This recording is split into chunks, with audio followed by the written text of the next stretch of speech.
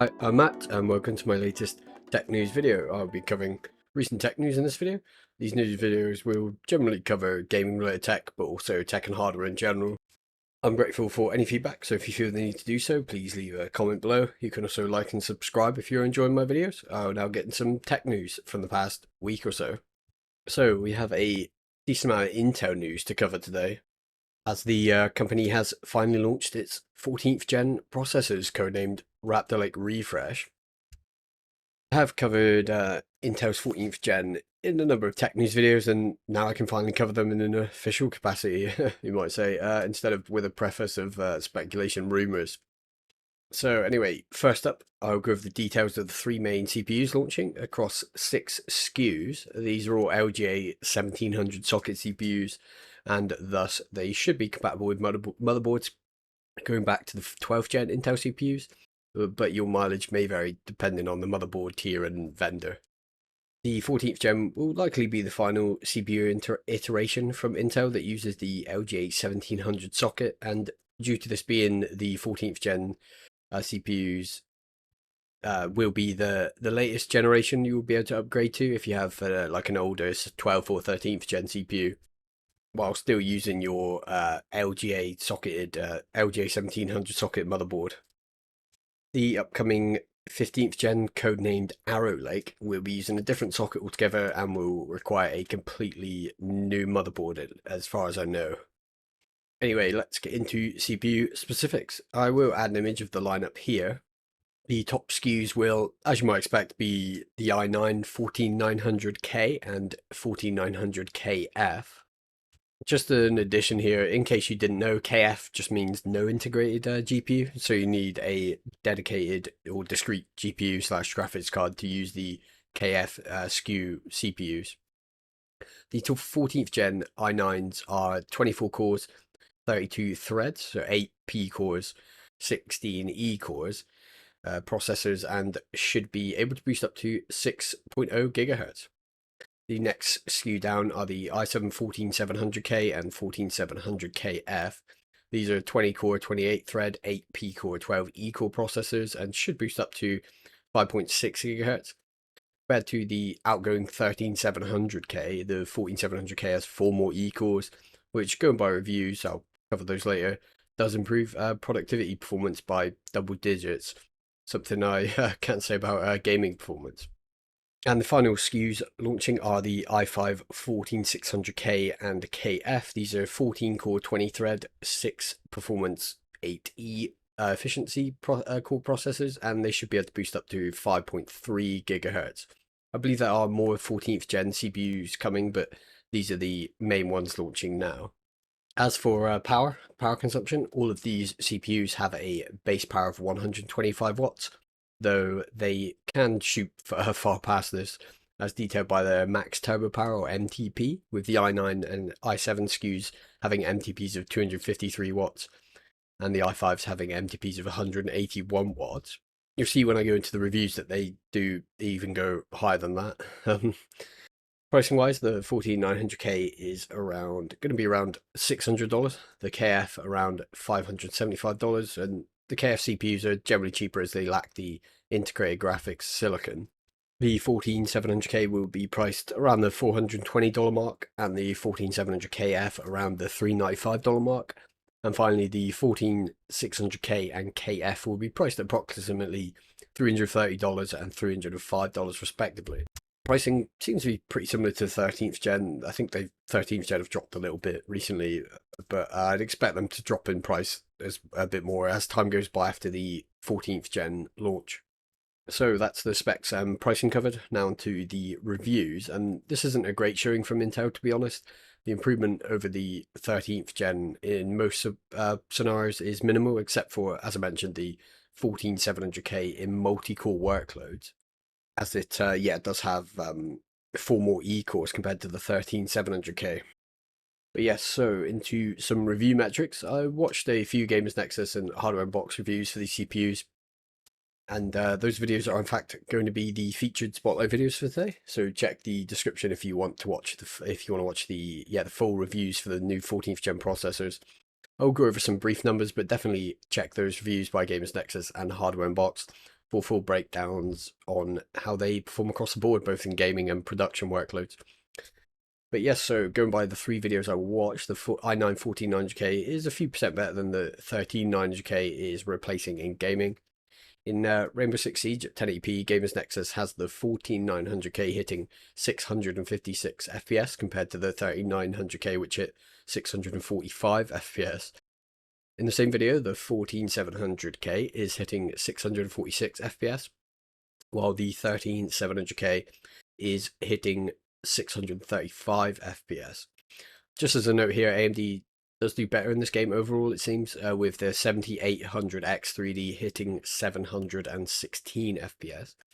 In Assassin's Creed Mirage, a hardware unbox showed the 14900K hitting 197 FPS at 1080p.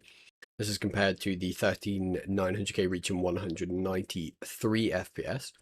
In the same game, the 14700K was hitting 196 FPS. And for comparison, the 13700K it hit 189 FPS on average. And finally, in Mirage, the 14600K was reaching 163 FPS, with the 13600K hitting almost the same 162 FPS.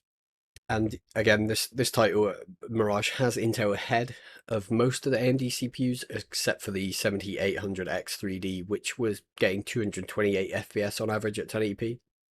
There were some other games where the 14900K was exceeding the X3D AMD CPUs, notably in Final Fantasy XIV and Hitman 3. But yeah, there were a bunch of other games that Gamers Nexus and Hardware Unbox covered, so if you want more metrics, please watch their videos. I don't want to take all of their numbers, that's why I only covered 2 games here. Power consumption wise, going by the Gamers Nexus video, the 14900K draws almost 287 watts under heavy load. For comparison, the 13900K drew 295 watts under the same blender load. The 14700K also drew a lot of power, hitting 284 watts under heavy load, and compared to the 13700K, which drew about 280. And yeah, for more comparison to AMD's, the standard AMD's Ryzen CPUs, the 7950X was at 250 watts, and the 7900X was at 200 watts. 7700X at 147 watts, and some Ryzen CPUs even fell below the 100 watt mark, with the 7800X 3D only drawing 86 watts under the same blender workload, which is pretty impressive given its gaming performance. Very impressive. From what I can tell, going by the TechSpot article, the 14600K draws a similar wattage to the 13600K. Check that article, linked as always in the description for yourself, if you want specifics. But yeah, that article goes over all these CPUs as well. As for multi-core / production / rendering, the 14th gen CPUs perform quite similarly to their 13th gen counterparts, bar the 14700K, which has a more decent uplift over the 13700K. So in gaming and somewhat in production, these CPUs seem to perform a lot of the time a few percentage points better than the 13th gen CPUs they're replacing. Nothing special, although as this was a CPU refresh generation Raptor Lake refresh, these minor improvements were expected. Hopefully Intel have a better showing with their 15th gen. I suspect they will, as these will be on a whole new architecture from what I can tell so far. And again, as I said, definitely check the Games Nexus and Hardware Unbox videos linked in the Spotlight section of the description below.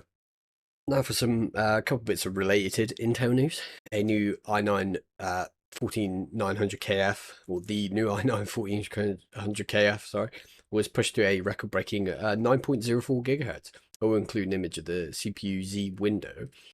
That's a fair bit higher than its rated boost clock of 6 GHz, I'd say. CPU also hit 9.1 GHz, but this couldn't be validated by CPU Z. John Elmore Sandstrom from Elmore Labs worked with Asus RG team to overclock the 14900KF to over 9.0 GHz. They're also planning to push it even further in the future. To get the CPU to clock that high and remain stable took quite a few attempts, according to the TechSpot article. And as mentioned in the article, extreme overclocking is usually achieved by utilizing liquid nitrogen, but this record was set in using liquid helium. Past CPU record holders were an AMD FX 8350 CPU, which hit 8.793 gigahertz, a record which stood since 2012. Finally, the AMD FX CPU, it was beaten by an i9-13900K last October, and now the 14900K has beaten the 13900K by reaching over 9 gigahertz. So yeah, that's a bit of interesting Intel news. Thought I'd just add that quick bit in there. But yeah, one final bit of Intel news before we move on to AMD and subsequently Nvidia and so on, but a few more after Nvidia.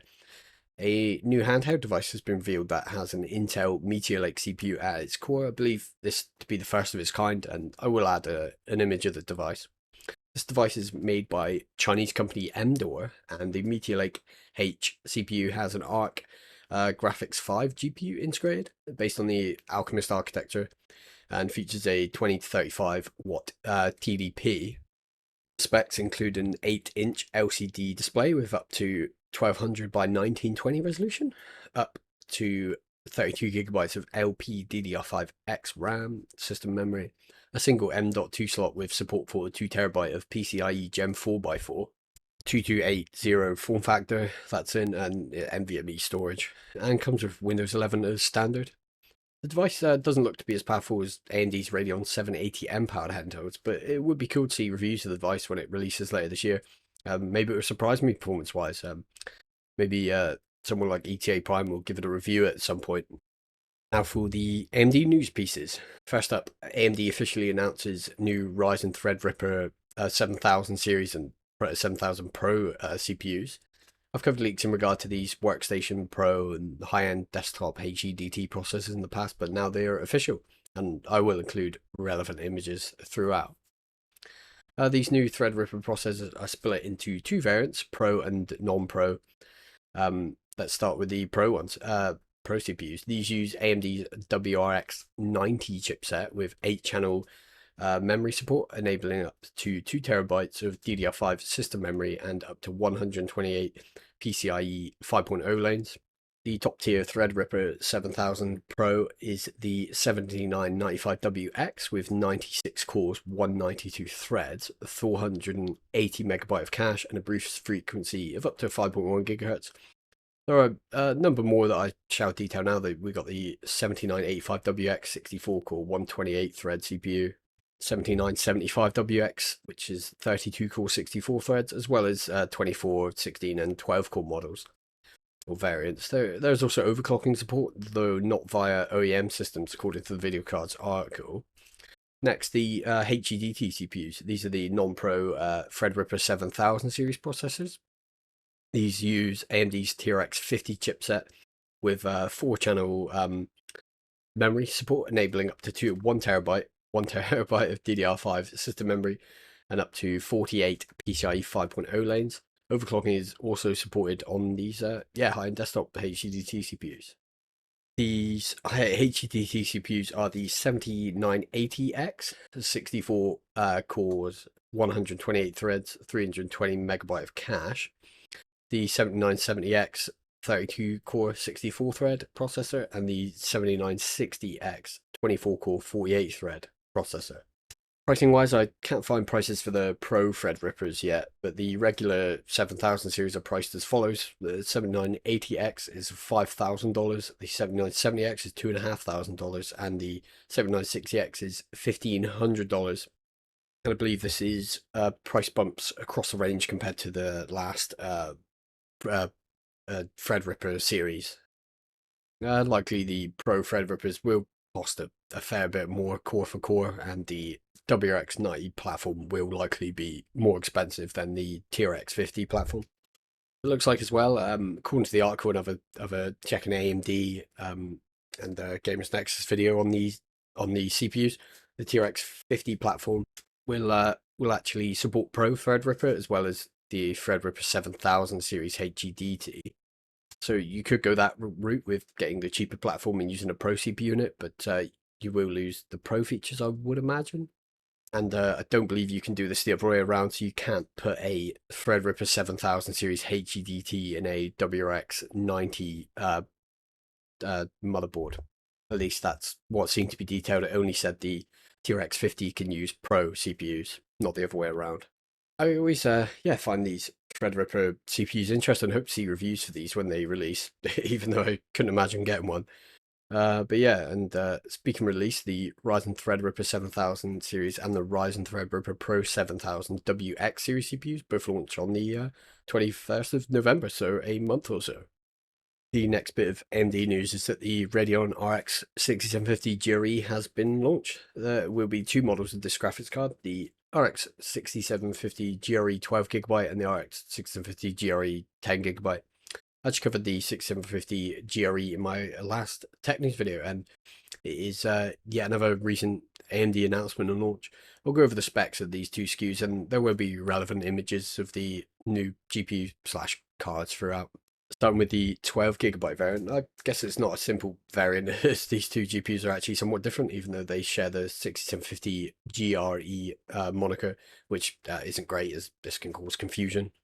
So the AMD Radeon RX 6750 GRE 12GB has 12GB of RAM, but yeah, that's not the only difference. It also has 40 AMD RDNA 2 CUs, compute units, 40 RT accelerators, a 2581 MHz boost clock, a 192-bit memory bus, 96 MB of AMD Infinity Cache, and a total ball power TBP of 230 watts.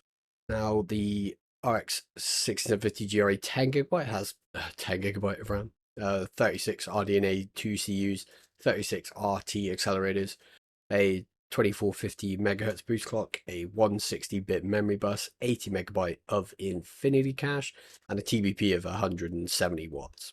Pricing wise, the 6750 GRE 12GB will start at $290, and the 6750 GRE 10GB will start at $270. Yeah, that's a really close price. I could be wrong, but it's probably best to pay the extra $20 for the 12GB model, but that does depend on your use case and budget.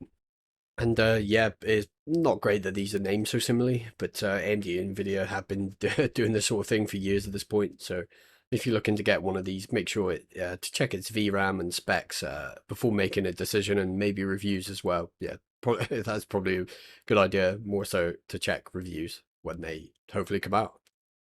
And the final bit of AMD news is about its Anti-Lag Plus feature. Recently, gamers have been getting banned in Counter-Strike 2 when using Radeon Anti-Lag Plus. This was even brought up by Valve itself via X in a tweet, and I would add an image of the tweet.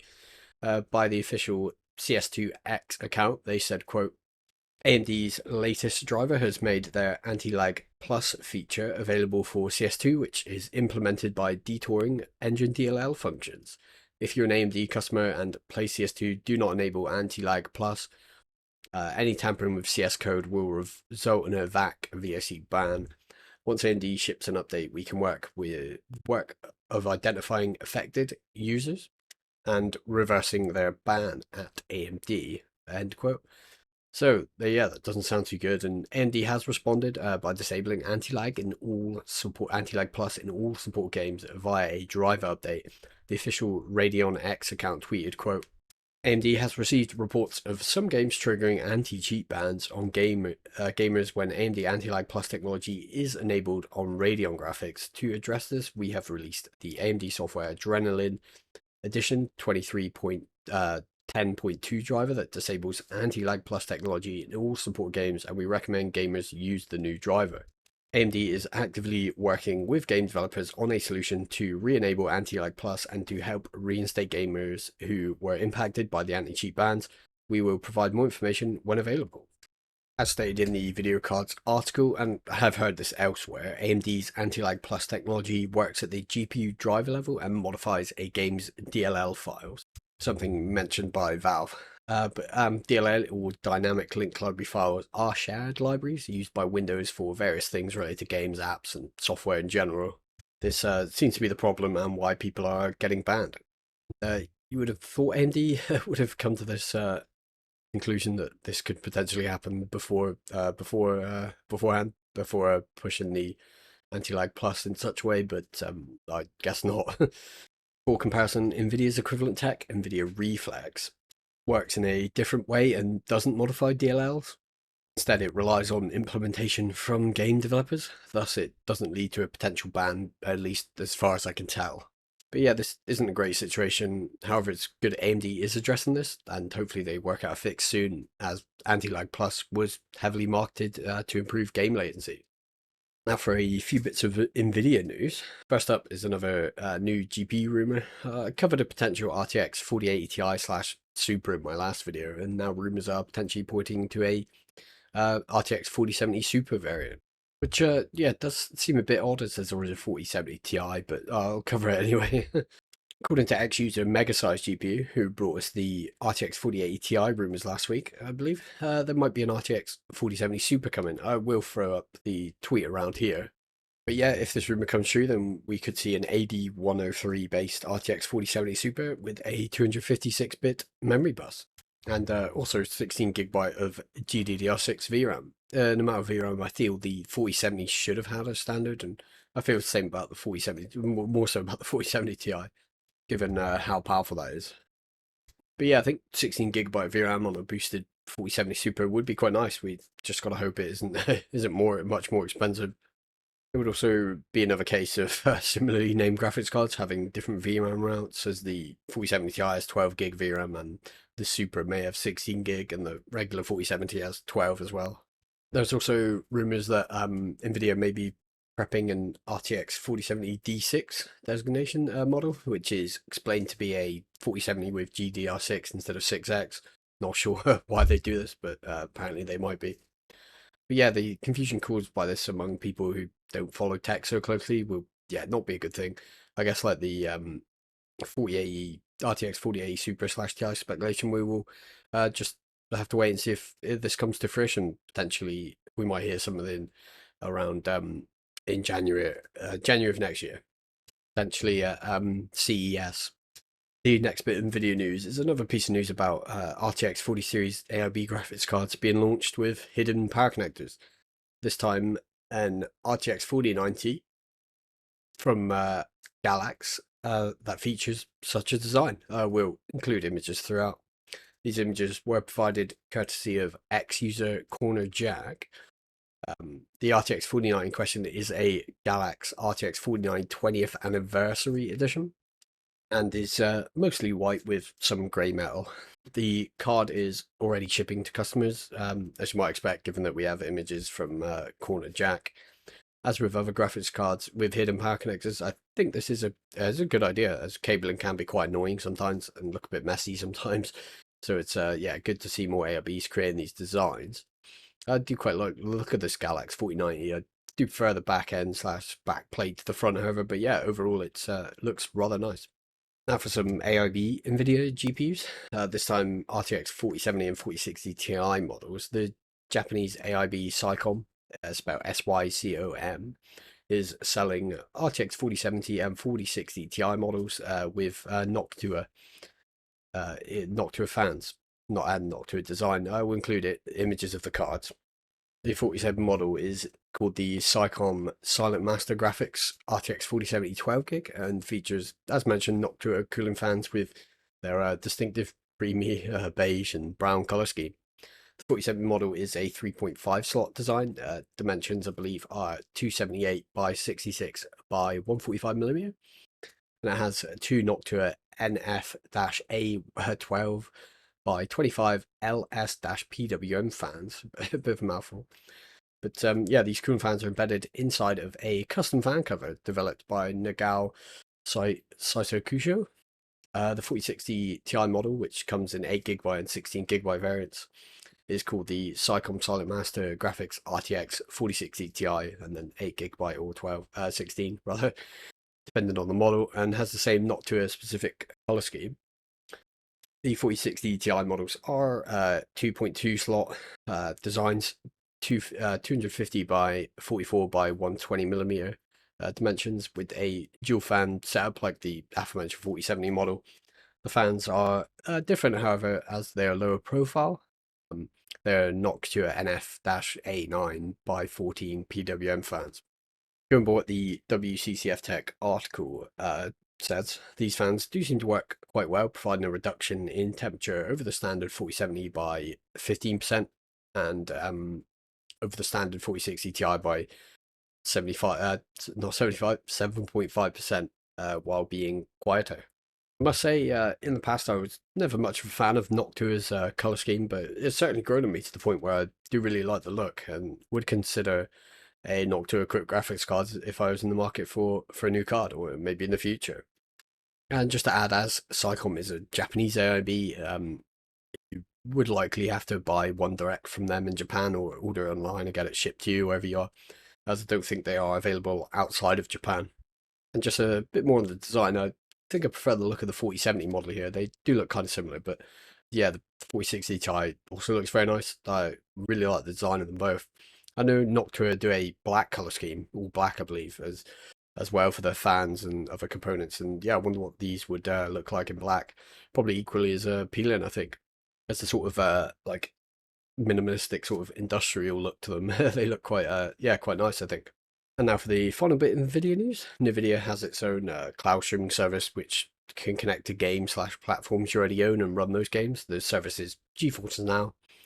I've tried out xCloud a fair bit, but as of yet I've not used GeForce Now. But anyway, the news is that Nvidia has announced price increases in various regions for GeForce Now.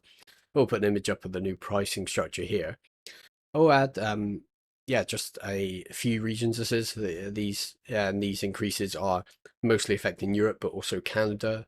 And there are two main tiers to GeForce Now: Priority and Ultra. There's also something called the Founders Ultimate, but I believe prices for that this tier are locked in, and thus it will not be increasing in price. Just to know a couple things: Priority provides a 1080p 60 FPS experience, and Ultimate provides a 4K 2160p 120 FPS experience. I guess 120 FPS if the cloud rig is capable of delivering that in the specific game you're playing or intend to play.